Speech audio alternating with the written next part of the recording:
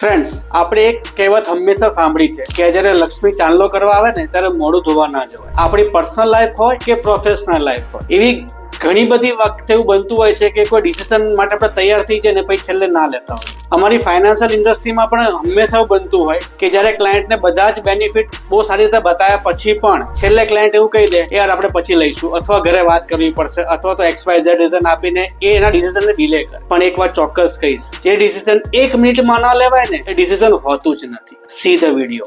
मोदी जी, आपने मुझे यहाँ क्यों इनवाइट किया? 20,000 परिवारों के लिए employment.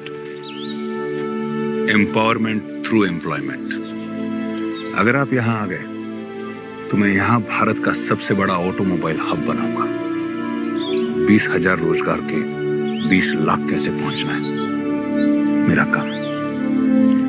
I must say I am impressed Modi ji. मुझे सोचने के लिए थोड़ा वक्त चाहिए. टाटा साहब, जो डिसीजन 1 मिनट में नहीं होता वो डिसीजन ही नहीं होता. वैसे भी अभी भी 15 सेकंड बाकी है.